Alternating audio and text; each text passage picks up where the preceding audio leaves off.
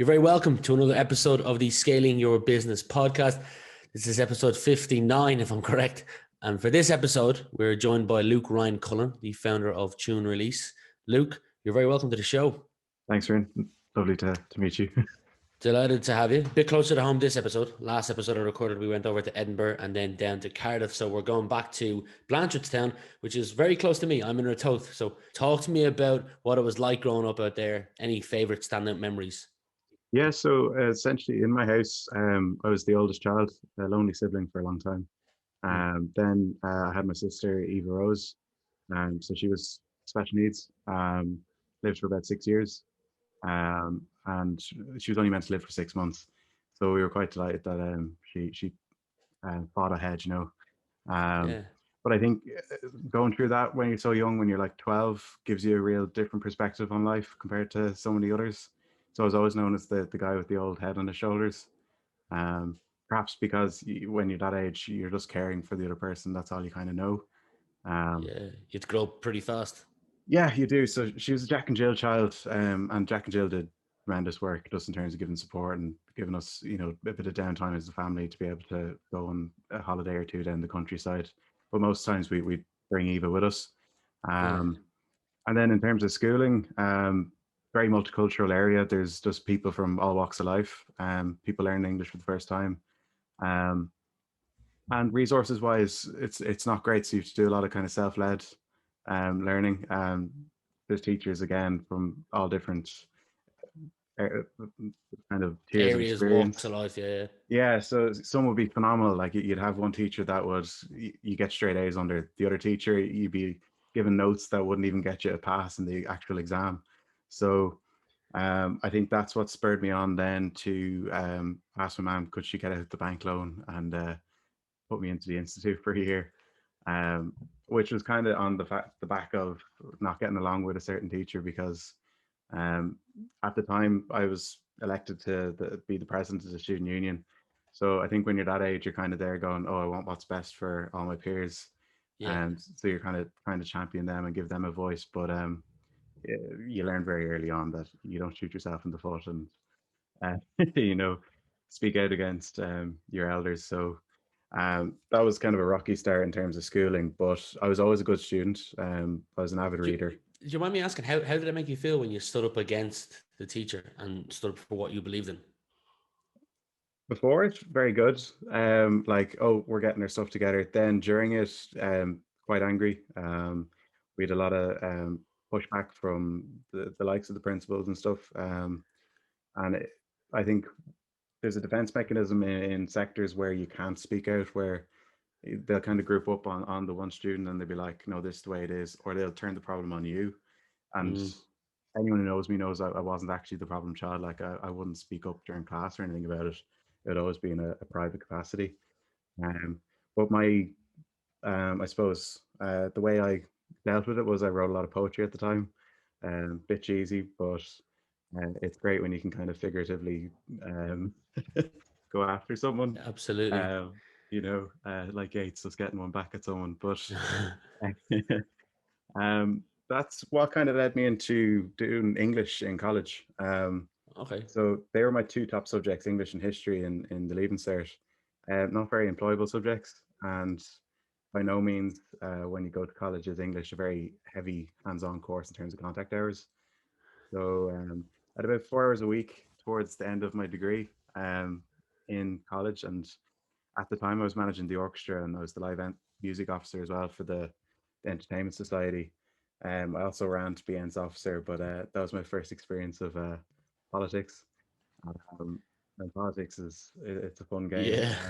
Not one I think any entrepreneur worth their salt wants to go near when they're older, because it's very kind of the social hierarchy. You can kind have of a game. lot of people gang up against you. Yeah. You've done a lot in your early years. You mentioned the institute. Funny, I didn't go to the institute, but I did go through like midterms to get extra study in. Yeah. And they'd always give a form at the end saying, can you recommend the best teacher in your school? And I'd always recommend the second best teacher because I didn't want to lose the best teacher in our school. It shows you they have the processes, like it's incredible. Yeah, it is incredible. and a great place to go and learn, because each one of the teachers are brilliant in their specific area, rather than, in school. I went out to school and taught college, and the first couple of years I had a French teacher that I didn't get along with, and I really hated French as a result. And then this guy came in just about 6 months before the junior started, and I was failing French. He came in and completely changed my mindset on French. Fell in love with the thing. I may have even got a B in my junior cert in French. And as a result, I actually ended up choosing to do Erasmus and lived in France for 6 months, all because of the teacher. So big impact on who your teacher is in any specific subject. With the institute, you get that. But with that, you need to have money to pay for that as well. But before we move on to all these other things, you had a childhood where you said you Jack and Jill featured in it because of your sister. I don't know what your parents worked at, but who do you think had the biggest impact on you while you were growing up? So I suppose my mom was brilliant at kind of keeping me on the straight and narrow. I wasn't out on the street too much. Um, it was a rough enough area, so when I did get out, there was often a bit of rough and tumble in terms of fights in the primary school I went to.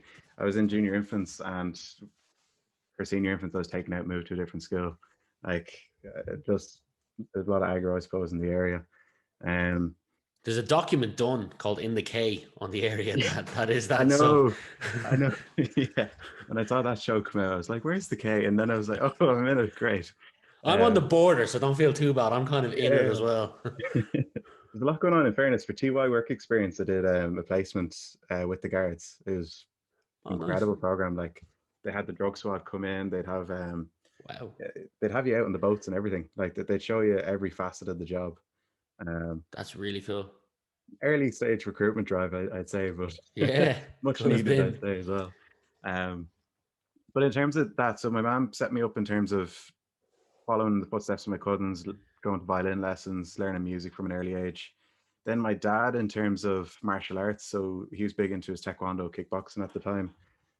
So he trained me up since the age of 4 in that and had me swimming. So anything sports and activity wise, that was my dad. Anything kind of do your studying, read your books, and go to music was my mom. So I had a nice balance, but they were split up. So I think I'm very lucky in that my dad stayed in my life rather than what sometimes often Mm, happens. So yeah, I'd always see him 3, 4 times a week. Um, Whereas I know a lot of other people wouldn't be as lucky in that regard. yeah. My mom's a nurse, my dad's a taxi man. But there's a kind of great story in terms of my dad, in terms of business. So um, he started as a butcher, that was his trade. Um, Bit entrepreneurial in that he set up his own butcher shop. But what Nice. happened then was the mad cow disease came out. So flattened that business. Mm. Next, he became a taxi man. They deregulated the industry then. And then he bought a house and the property crash happened. So Wow. in terms of resilience, maybe that's where I get it from, and the stubbornness. I've seen him go through it all. So just using his stories, I suppose, as a sounding board. And he's a great guy for just chatting about ideas. Like anytime I had a business idea, I'd be chatting for hours with him on the way up to Kildare, where he lived previously, or Cavan, where he lives now. So yeah, Yeah, you sounds like you've got a great set of parents, and they raised you well. yeah. A couple of things I noticed about you through your research, and you've touched on it a couple of times. Grade 8 violin, but also piano. You've played Vicar Street with the likes of Damien Dempsey. I believe you're a Game of Thrones fan, and I know you've been to places like Spain and Poland. But what's one thing you're into or curious about that not a lot of people know about you? I suppose I'm a bit of a gamer as well. I used to play a lot of like Medieval 2 Total War, and funnily, it would give me kind of an edge in terms of history because you know the lay of the land, you know all about the Crusades, the different kings and queens, um, which is kind of interesting. I'd love to see esports or gaming in general used as an educational tool a bit Mm. more. I think there's a lot to be explored in that regard, and I know a couple of startups are kind of dipping their toe in it, but I'd love to see a bit more work done in it. It's just more engaging. Yeah, Um, it's a growing. I don't know if you want to call it a sport, but it's certainly growing. There's a lot of people making some good money from it. oh, huge! Dota 2 blew up, and I actually went over to Hamburg to see one of the tournaments, and I think the prize fund was well over 300K, something like that. Wow. But I know for the international, the prize pool's well over 30 million. Yeah. Um, it's just something that those that are in it are like cult followers, but those that aren't in it have no clue. There's this kind of esports industry going on in the background. Crazy, crazy. Sticking on music, I'm kind of curious where your love came from, because I can see anyone who's not watching this, there's 3, 4 guitars behind you. We've touched on violin. Grade 8 is the highest grade you can go to in music, and you've done that for 2, if not 3 different instruments. You also were the president at the Trinity Orchestra. Where did you get the love for music? So I think most kids kind of they start young, which is good, but I think you are limited in terms of what you can learn unless you're a prodigy. I was no prodigy. Like I've seen 4-year-olds that are coming up through the ranks and just blowing me away, and I'm just there going, "Look, you play the lead role. I'll support you." And they're like 10 years younger than me, and I don't mind. Like it's great to see.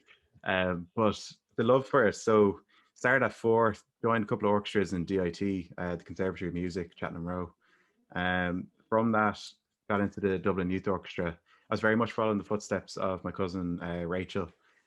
She's about 5 to 8 years older than me and was always in orchestras doing violin. And from the DYO, then got into the National Youth Orchestra, and that's kind of where the love started. So I was very introverted, so it's hard to make friends. But once you're kind of in a summer camp or a Christmas camp, and you're forced to make friends, you're there like for the week or Yeah. two. You come out of your shell and you learn so much. So that's kind of where I started to make friends in it. And then in college, the best go-to extracurricular is going to be music and gigs and festivals. And Trinity Orchestra were doing most of the festivals, so it's free tickets and great crack. Um, and then kind of the business stuff happened when I decided let's go for live music officer and president. So I was managing a lot of the bookings. We were doing the Dropbox summer party. We were doing like a Jurassic Park themed event.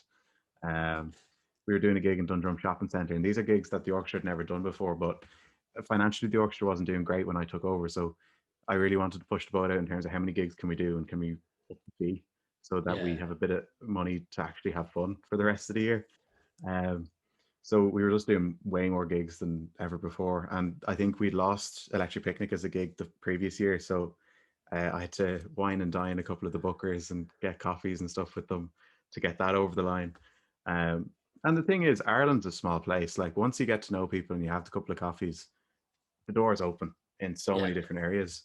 So that opened us up for the corporates as well. So finally, we had a bit Wow. of cash in the bank and we were able to enjoy it. Now, I don't think we enjoyed it too much my year. We were just working hard, but I think the following years are able to reap the rewards, hopefully.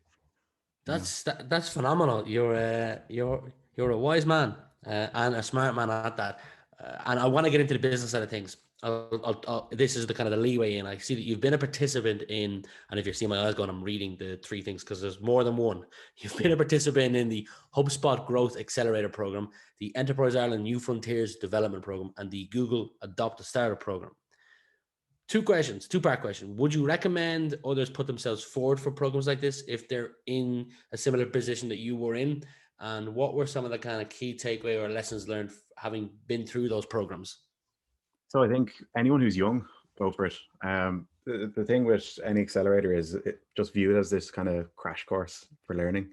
So anything that was free or gave funding to the venture I was trying to do was I just was like, please let me do it. So I started with the Blackstone LaunchPad Sprints. Randomly came across it in the library in Trinity. Um, did that. It was just a lunchtime program for 4 to 6 weeks, and 300 quid cash prize at the end. And then I kind of learned all the fundamentals, which was brilliant. That kind of segued into the Test Dragons Den, which is a brilliant competition, and we managed to win that and get a bit of funding. But what a student doesn't have a clue what to do with any funding. So Mm, the first thing you think of is, oh, legals. I need my T&Cs so that I don't get sued. Or you don't. Like as a startup, launch without your T&Cs. You learn that retrospectively, yeah. but it's better off getting revenue in the door, and then as problems arise, put out the fires. Unless you're venture backed or something like that. Um, so we also did the LaunchBox program in Trinity.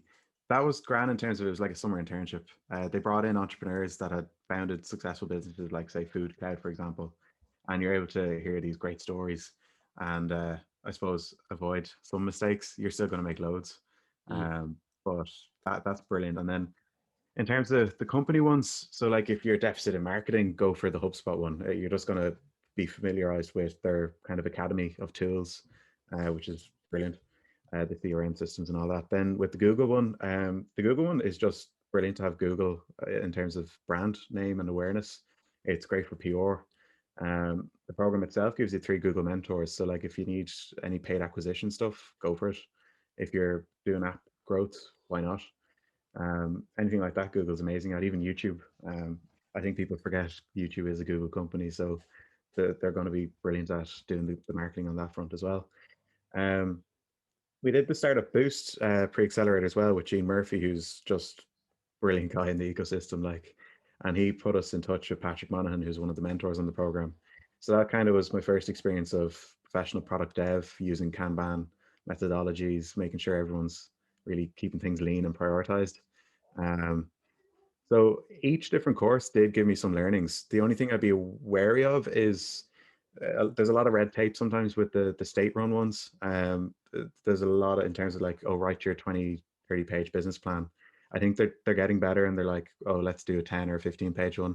But like if you're in the States, it's a 10 slide pitch deck. They don't want to know about a business plan. You know what I mean?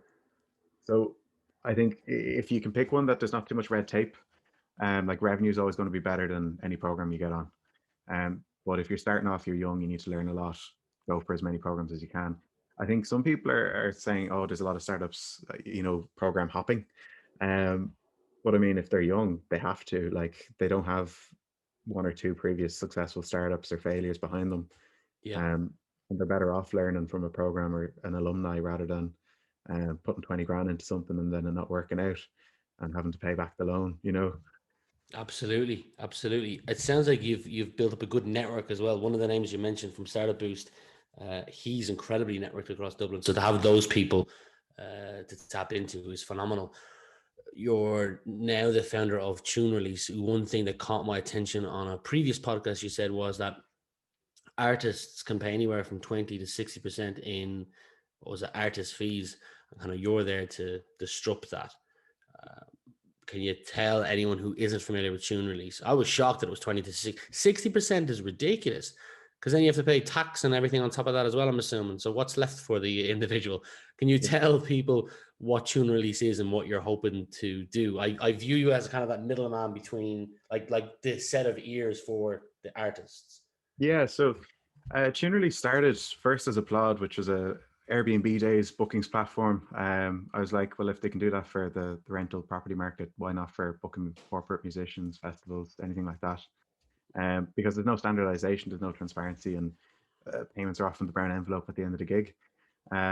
So if you want to be, the other thing as well is tax compliance, all this stuff. The business end of things is very difficult for people who are just day in, day out creatives. They don't want to know sometimes, but they still have to make a living. So after COVID hit, the bookings platform obviously wasn't going to be a hit. So we had to pivot into music PR. And this is also on the back of just speaking to musicians. They wanted to get their brand out there. Now, you can see there's bookings there and there's PR there. That's 2 different team members that a musician ideally would have on their team. Those people have to get a cut of revenue. So if you're building out a fully fledged artist team, either you sign a 360 deal with a label if you're very early and you haven't proven yourself, or you're going to get a mismatch motley bunch of different professionals that you either pay on a service-based period or a retainer, or you're given a percentage of what you're making. So bookings, I think the industry standard has always been about 20%. PR has usually been 2 to 4 grand for a really experienced PR agency to do something with you. And that could only last 4 to 6 weeks. So as an artist, like there's not much money for the artist at all. Never mind to be pumping into all these service providers. So if we can build a platform, which we're incorporating Applaud into TuneRelease, so now we'll have bookings and promotion done via software where the musician can see what's coming in. We're moving towards a more SaaS-based model. So like a Teamwork or a Glowfox, we're essentially being the operation system for a musician, making life really simple and having things just a few clicks away. So what worked really well was we had a gigs feed where artists would look for support acts to send an inquiry and book them. Or with PR, we just list the likes of RTE, Spin 1038, anything like that, and you can pitch directly to them. And they're happy because they're getting it in a professional format with all the files they need and all the links. So that's a dream for them instead of a random DM on Facebook or Instagram.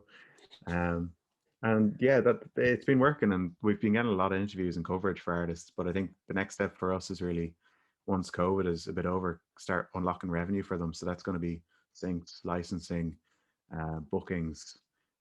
Eventually, if they want to sign, they can get an upfront fee from the label that's signing them. Wow. In advance, essentially. So yeah. Yeah, what you're doing is brilliant, brilliant, Luke.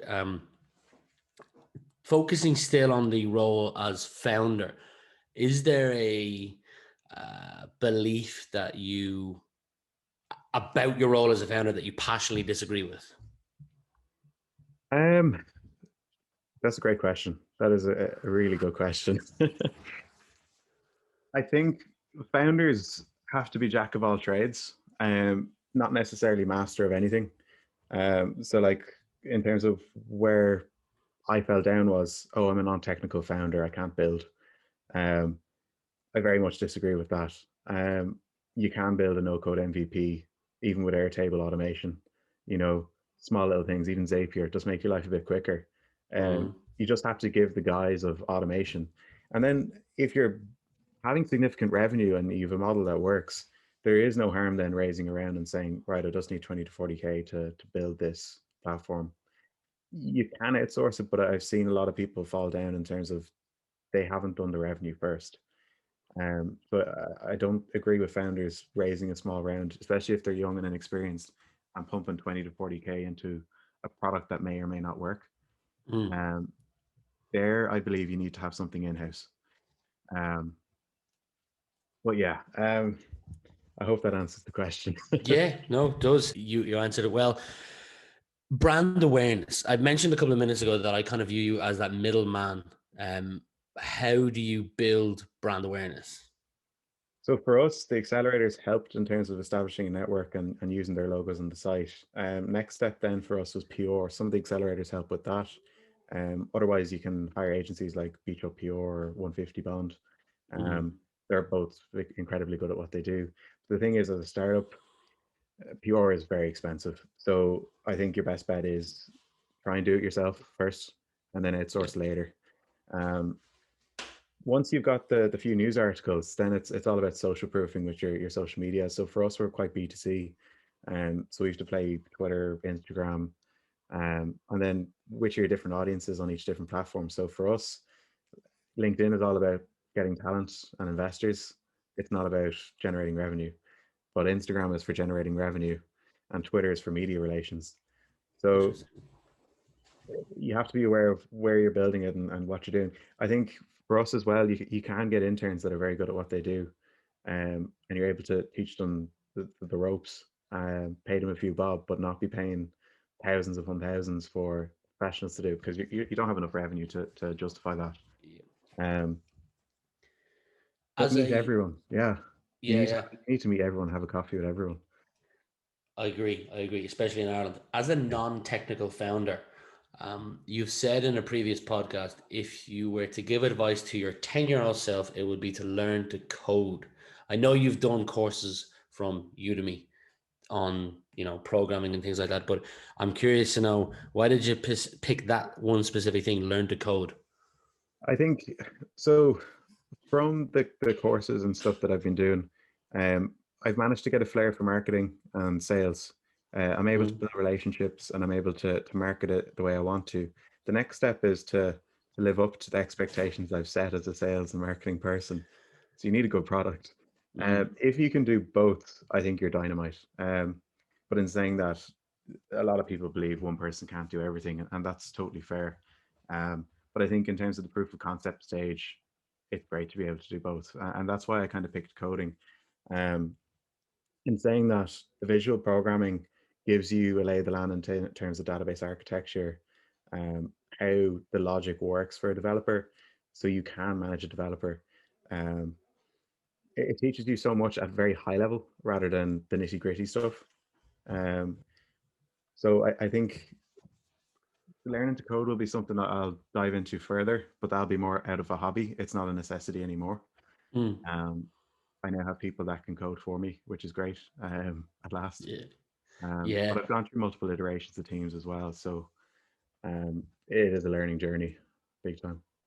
It's clear to see you're passionate about what you do and the industry you're in. What continues to drive you? Another brilliant question.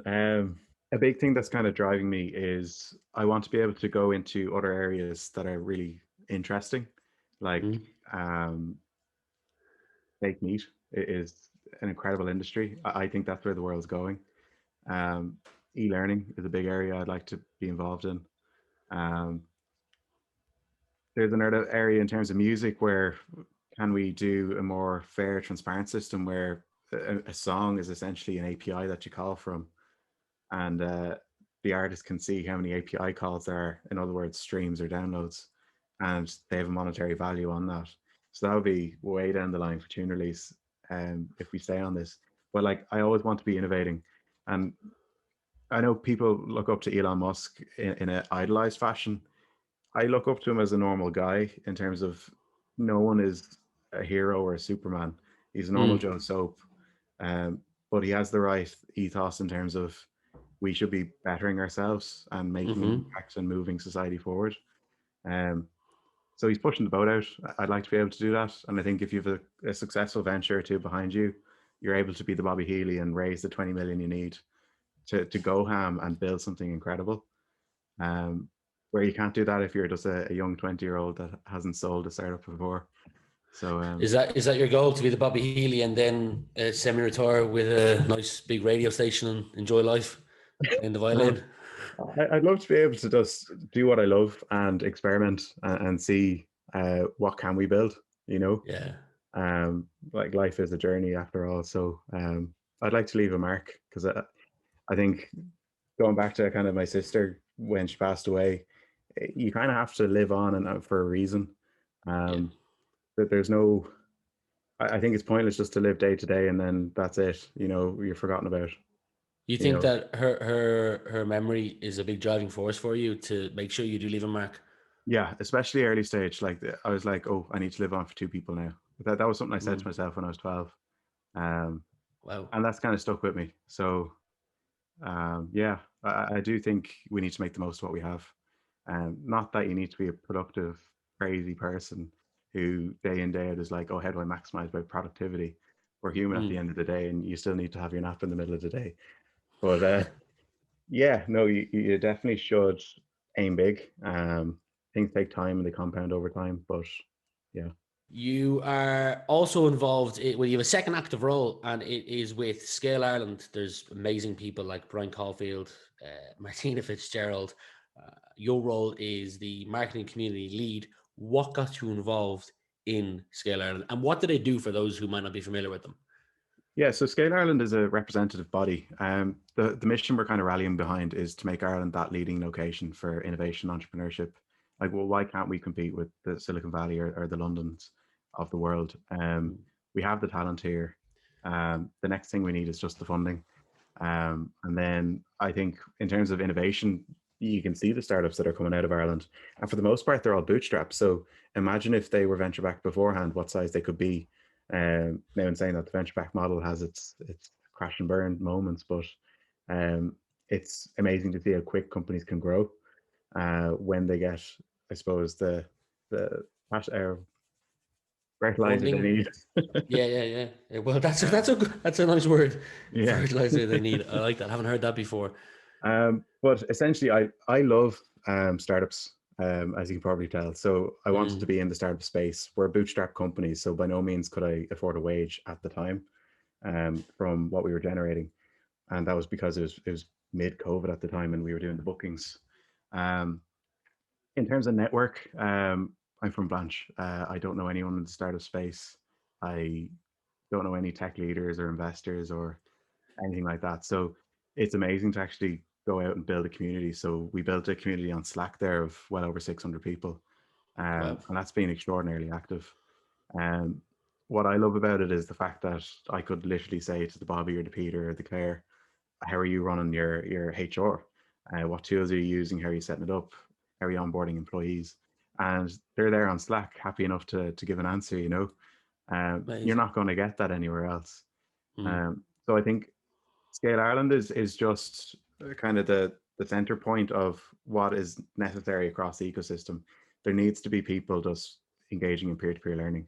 Um, like if you go on any program, anytime they try and sell you the program, that they're always going to say the best thing actually about the program is just sitting down with your 20 other peers that are also working on their businesses. Because there's going to be so much overlap in terms of failures, wins. And even for music artists, I'm always saying, can you find someone doing it well 18 months ahead of you and just reverse engineer it? And you should be on the right track then. Brilliant, brilliant. I'll leave a link to Scale Ireland as well as all your socials and TuneRelease as well below. 3 final questions for you. At the top of this podcast, you touched on that I think it was your mother that instilled your love for reading. I'm assuming that you can, well, I know from Udemy and involvement in Scale Ireland that you continue to invest in yourself. But are there any books or podcasts that you're listening or reading to at the moment that you're enjoying? Lost and Founder is just such a candid read. It's by the founder of Moz, which is a kind of SEO startup. They had the option of the 20 million acquisition. They had the option of the venture-backed funding. It's crazy to see someone making decisions one way and the ramifications of that, and then the power of hindsight.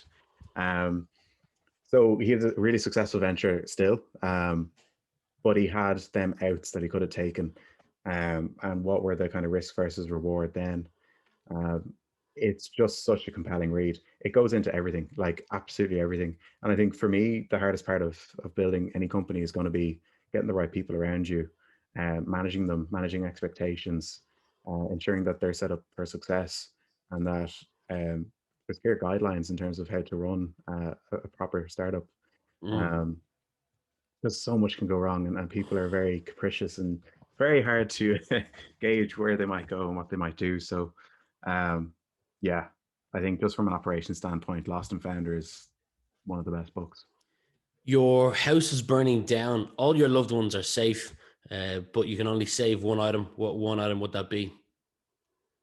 At the moment, the MacBook. I'm new to the whole Apple fanboy craze, but it's I can do everything on it. So, and I can make the money back to buy everything again from it. So I'm glad to see you've made the decision to come over to the good side, the Apple side. Final question. Final question for you is, I'd like you to imagine that it is now 2030. Like we're talking and it's the year 2030. If you were to look back on the last 10 years, you can answer this personally or professionally, but what would you like to be looking back on, pretending that we're in the year 2030? Well, big thing that's really important for me is access and equal opportunity.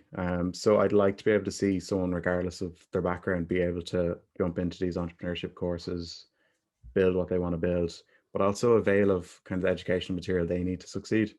So a big issue I have kind of at the moment is I had to pay $7,000 to go to the institute to get the best notes for the same syllabus as someone else down the road. Why aren't them notes just there, downloadable PDFs online for students all sitting the exact same exams? It wouldn't cost the government that much to buy all the notes off the institute teachers, and the institute teachers could retire, you know. Yeah, so I'd love just to be able to see people be able to do what they want to do with as little barriers as possible. I like that. I like that. Luke, I've had a great pleasure chatting to you, getting to know you a little more over the last 35 minutes. And I wish you nothing but the best going forward in the future. You too.